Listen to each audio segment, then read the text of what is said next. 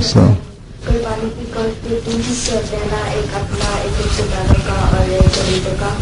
اگر ہم اس کو قربانی کریں جو غریبوں کا حصہ ہوتا ہے تو اس کا کیا کریں؟ اس ملک میں قربانی کرے اور تمہیں کوئی غریب نہ ملے تو پھر آپ ہی کھا جاؤ، اور کیا ہو سکتا ہے؟ رشتے داروں کو دے دو.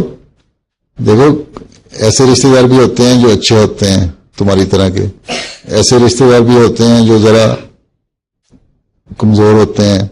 بہت سارے یہاں لوگ ایسے بھی آئے ہوئے ہیں جن کو کوئی کام نہیں ہے، اسائلم سیکر ہیں.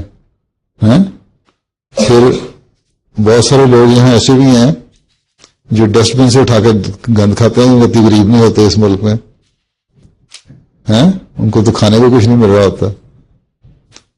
کئی ایک تو ہے نا نشے والے لوگ، شرابوں میں نشہ کر کے اور دوسری ایڈکشن میں پڑے ہوئے ہیں، کھا جاتے ہیں، اس کے پاس کچھ نہیں ہوتا. بیچارے کئی لاکھ آدمی تو ڈسٹ بن سے دیکھ کے لفافے کھول کھول کے کھا رہے ہوتے ہیں.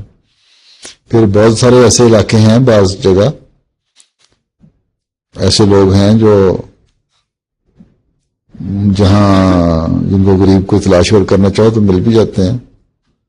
امریکہ میں تو افریقن جو آبادیاں ان میں سے کئی ہزار بلکہ لاکھوں میں ایسے ہیں جن کو کھانے کو کچھ نہیں ملتا. بہت برا حال ہے.